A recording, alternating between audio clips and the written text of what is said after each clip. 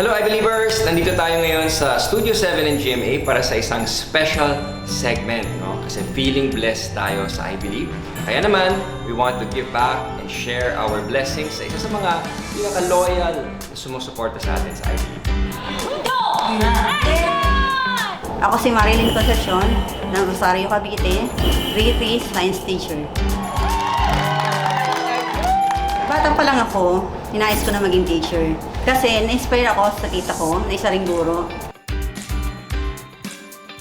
Nung ibinigay sa akin yung subject na ituturo ko, nabigla ako. Kasi hindi ko talaga alam kung paano siya i-approach. Para maiparating sa mga bata ko, yung tamang lesson na dapat nilang matutunan ng araw na yun.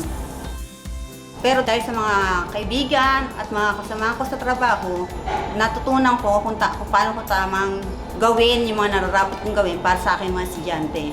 Ang makita ang mga estudyante ko na sa kanilang mga mata na sila ay natututo sa akin mga tinuturo ay malaking kasiyahan para sa akin. Namimiss ko yung si tatay. Kami ang kabanding niya manood ng basketball. Doon ko unang nakita si Chris na naglalaro ng basketball sa UAP. Simula noon, sinubaybayan ko si Chris.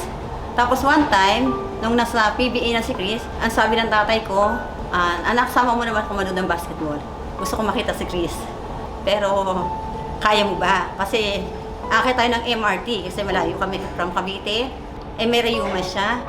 So, baka hindi mo kayanin. Sabi niya, hindi, kakayanin ko yun. Pero bago pa mangyari yun, yung araw na usapan namin na yun, yun doon yung araw na namatay siya. Kaya, yun yung huling pag-uusap namin. Parang related pa rin sa basketball kasi kaya hindi ko siya malimutan. Chris, Ay. ikaw naman. Uy, ayun. Ano ang iyong best Christmas ever?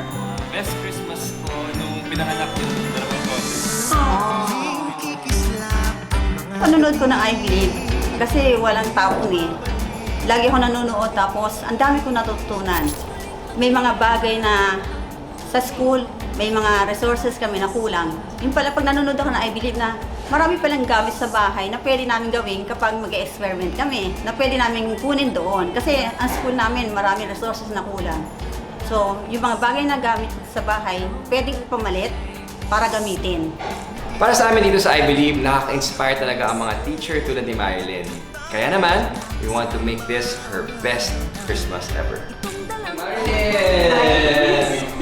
Merry Christmas! Merry Christmas! And welcome to GMA. May surprise kami para sa iyo.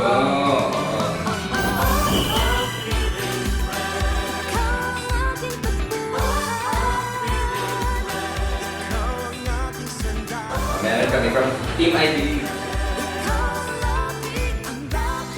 Thank you sa lahat ng ginagawa mo, Mari. Sana huwag kang magsawa na maging isang inspiration sa ibang mga teachers and na nagsuservisyo para sa mga kabataan natin. For me, it is the best Christmas ever. Talaga? Thank you, thank you, thank you. Sobrang saya.